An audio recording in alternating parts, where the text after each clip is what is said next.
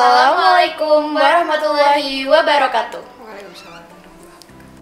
Alhamdulillahirrabbilalamin. Assalatu wassalamu ala asrofil anbiya'i wal mursalin wa ala alihi wasahbihi ajmain amma ba'du. Mari kita ucapkan puji syukur kehadirat Allah Subhanahu wa taala karena telah memberikan rahmat dan karunia-Nya kepada kita semua hingga kita bisa melaksanakan ibadah puasa hingga hari ini dengan kondisi sehat walafiat. Salawat serta salam kita haturkan kepada Nabi Muhammad SAW. Atas perjuangan beliau, kita semua dapat menjadi muslimin dan muslimah dan yang insya Allah selalu dalam lindungan rahmat Allah Subhanahu wa taala. Hai sahabat Ladatul Jannah, saya Liviana Putasari dari 9A bersama rekan saya Jono Aulia Optana dari kelas 8B. Hari ini kita mau ngomongin tentang gimana sih cara menjadi perempuan tangguh tanpa mengeluh. Seperti yang kita tahu, kita sering mendengar cerita tentang permasalahan wanita yang belum tersuarakan. Mungkin mereka belum berani karena mereka diancam. So langsung aja hari ini kita kedatangan narasumber spesial kita yang akan membantu perempuan-perempuan hebat mengatasi masalahnya dan menyuarakannya. Oke, langsung saja kita sambut Ustadzah Vidya Karyawati selaku Kepala SMP Rodatul Jannah. Assalamualaikum Ustadzah. Waalaikumsalam warahmatullahi. Gimana kabarnya anak-anak? Alhamdulillah baik. Alhamdulillah. Kalau Ustadzah gimana nih kabarnya? Kita Alhamdulillah. Ya setahun lebih kita udah nggak ketemu ya Ustadzah. Iya, lama sekali ya sejak Maret. Tanggal 16 Maret tuh ya 2020 sampai sekarang. Masya Allah. Tema hari ini untuk para perempuan yang mengambil peran sebagai anak dan menantu, saudara dan ipar, ibu dan istri, dan tetangga, dan warga negara yang bekerja di luar rumah dengan sukarela hatinya, serta perempuan yang memiliki berkontribusi melalui berbagai bidang dan cara. Banyak perempuan yang mengalami masalah hingga celaan setiap hari dari lingkungan. Terkadang wanita itu jika diberi pilihan saja itu sudah sangat menantang.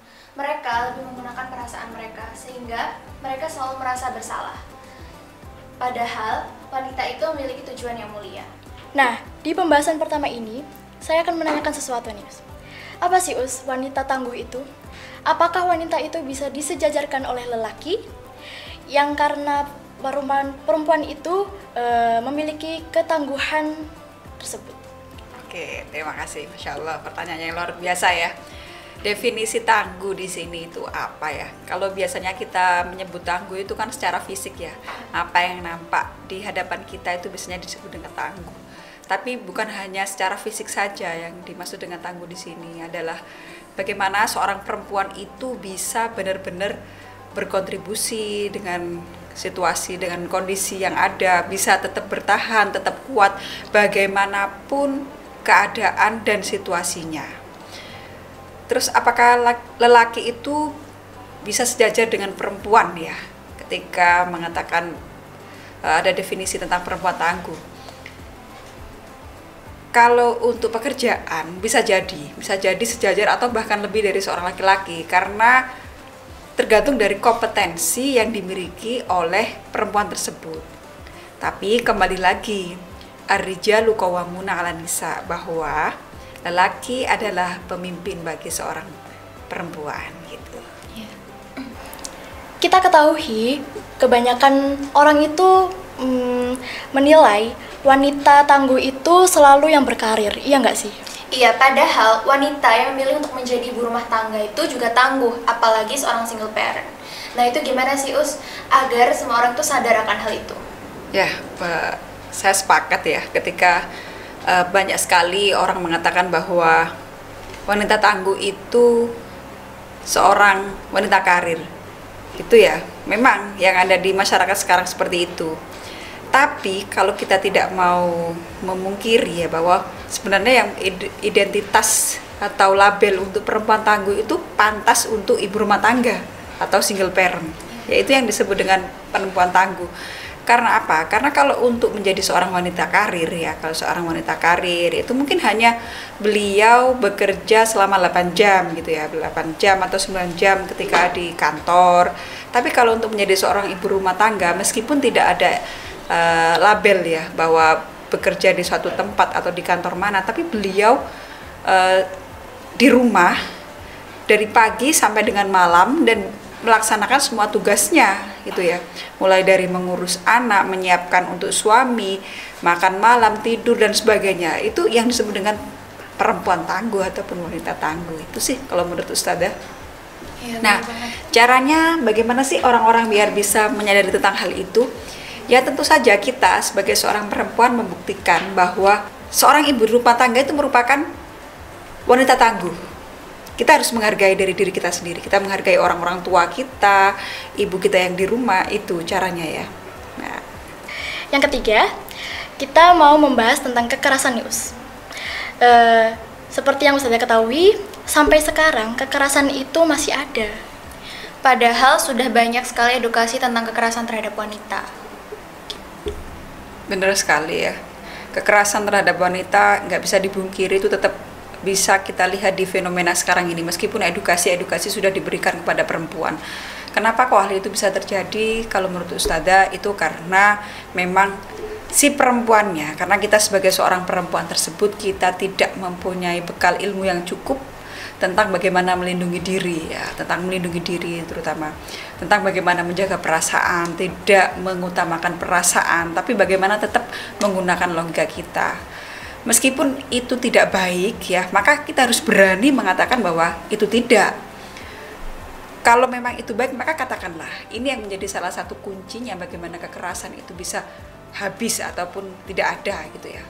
Kalau kita hanya diam saja, perempuan ketika mengalami suatu peristiwa yang tidak menyenangkan, maka orang lain akan menganggap semuanya baik-baik saja, bahkan pelakunya pun akan senang dan gembira, atau bahkan bisa mengulangi lagi karena tidak ada reaksi apapun. Tapi kalau dari si perempuan itu bereaksi, dia memberikan satu tindakan penolakan, berkata tidak ataupun menyuarakan kebenaran, maka insya Allah kekerasan itu bisa tidak ada gitu ya. Nah, gimana nih Us, untuk wanita yang berambisi itu biasanya dianggap menentang tradisi, dan mereka yang berani untuk menyuarakan itu malah dianggap mereka itu egois dan mementingkan diri mereka sendiri. Dan untuk wanita-wanita yang sudah sukses itu sering mendapatkan cibiran. Cara menghadapi hal tersebut itu gimana, Us? Ya, kalau untuk bicara tentang tradisi, tentu itu akan berkaitan dengan pendidikan ya, tentu berkaitan dengan pendidikan. Apakah masyarakat yang menyatakan demikian itu sudah tersentuh oleh pendidikan atau belum, itu ya flashback ke sana. Terus bagaimana sih caranya biar perempuan itu tidak dianggap remeh ataupun dianggap menantang tradisi ketika punya ambisi gitu ya. Tentu saja yang pertama, cita-cita atau ambisi tersebut harus lurus ya, harus benar. Dan kalau ini untuk agama Allah, insya Allah Allah akan menolong kita gitu ya. Jadi stigma-stigma negatif tentang perempuan itu akan hilang dengan sendirinya, dan tentu saja dibuktikan dengan kerja keras tadi, kerja keras dan juga maksimal ya, usaha dengan maksimal. Maka ketika usaha dengan maksimal dan hasilnya bisa positif dan berdampak luas kepada masyarakat, maka secara otomatis cibiran tersebut akan hilang. Beda lagi kalau hanya mengejar satu ambisi yang mohon maaf, ambisi tersebut tidak berhubungan dengan perbaikan masyarakat. Artinya apa? Ambisi-ambisi tersebut hanya untuk mencari popularitas atau untuk mencari apa ya, kalau yang zaman sekarang itu biar famous gitu ya. Itu tentu pasti akan menimbulkan satu apa ya, polemik gitu ya di masyarakat. Seperti itu. Oh iya, Us, di zaman sekarang ini kan banyak banget masalah tentang perempuan yang karena insecure mungkin. Karena mereka terlalu mengikuti standar kecantikan, yang dimana mereka sendiri yang membuat standar kecantikan itu. Padahal dengan kita menjadi diri kita sendiri itu akan buat kita lebih istimewa. Ya, kalau ngomongin insecure itu ya memang kembali lagi kepada diri pribadi masing-masing ya. Zaman sekarang orang menganggap bahwa ukuran dari kecantikan itu adalah yang tampak ya, yang bisa dilihat dari glowingnya gitu ya. Sampai sekarang muncul berbagai macam merek dan sebagainya yang itu mereka mengatakan bahwa cantik itu seperti itu. Ya kembali lagi kepada pribadi masing-masing, bahwa Allah itu menciptakan manusia itu unik ya. Setiap orang itu punya kelebihannya masing-masing dan tentu itu berbeda dengan yang lain. Cantik secara fisik itu belum menjadi jaminan ya untuk masuk di surga ya. Tapi kalau kita sudah akhlaknya baik, imannya itu yang baik, maka keimanan itu adalah yang akan menjadikan jaminan kita masuk surga. Itu yang harus menjadi ukuran utama bagi perempuan-perempuan ya, bahwa warna kulit dan sebagainya itu bukan menjadi ukuran kecantikan.